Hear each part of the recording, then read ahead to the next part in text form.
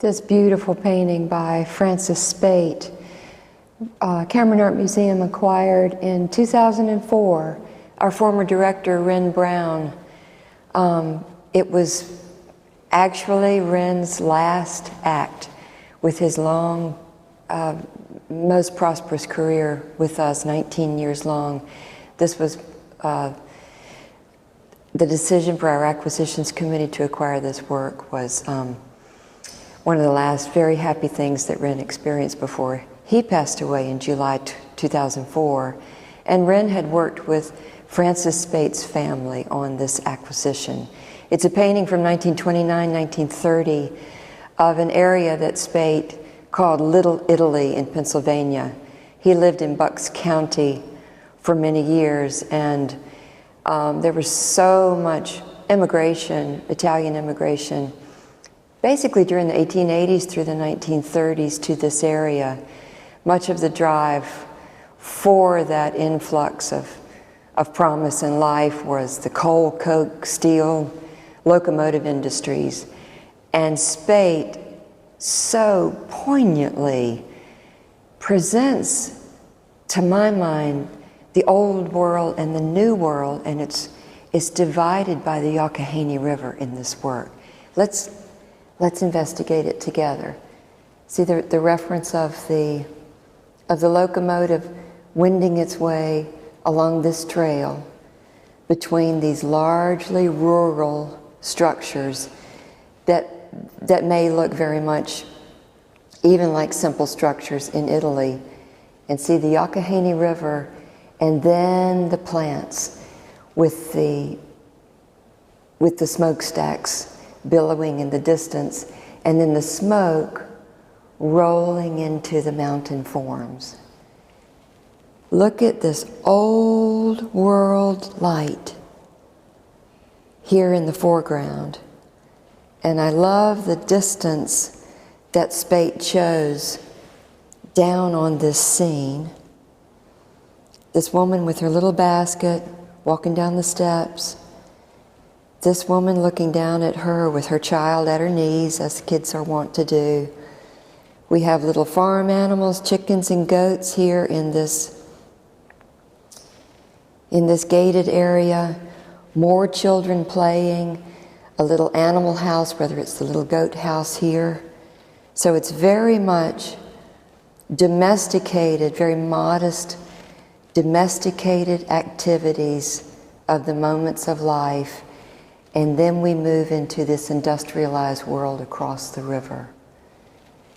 Spate was a brilliant artist that we are so proud of from North Carolina. He was born in Windsor, North Carolina, which is northeast North Carolina, very much rural surrounds.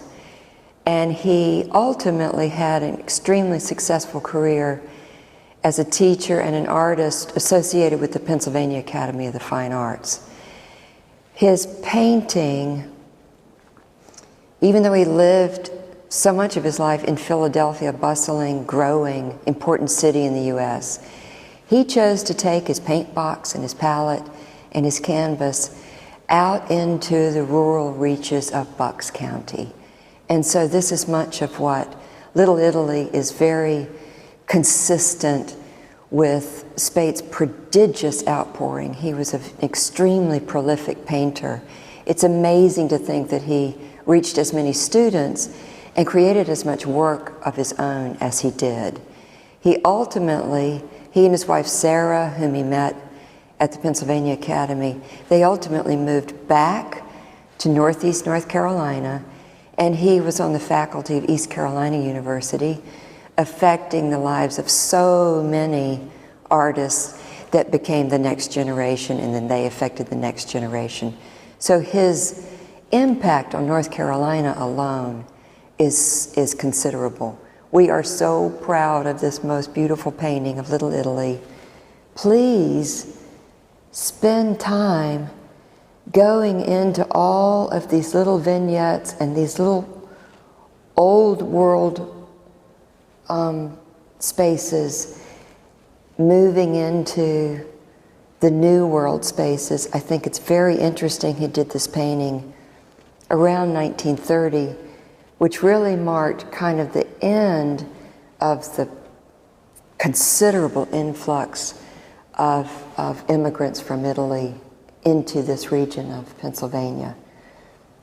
For me, studying Spate's work, all my time growing up in North Carolina, this painting is not so much an indication of it, but he is such a student of cloud formations. Today, this very day in time, is a Francis Spate day. There are days that I look up and it's Francis Spate cloud formations that are all across the sky. And I think that's so important when an artist absolutely changes the way that we see things, and Spate alone categorically changes the way that so many of us see cloud formations. That alone is such a mark of the prevalence of their work in our lives, in our daily lives. This exhibition is comprised of work from our permanent collection. It's on view here in the Brown Wing through Sunday, July the 9th. Please, it's a not to miss show. It features work by Francis Spate, North Carolina artist Elliot Dangerfield, Ben Burns, beautiful pastel on mylar works from Richard Stenhouse. So please come and enjoy these more traditional landscape interpretations as a counterpoint to an exhibition that we're closing July 9th as well, which is much more contemporary iteration of the landscape beyond the horizon in our Hughes Wing.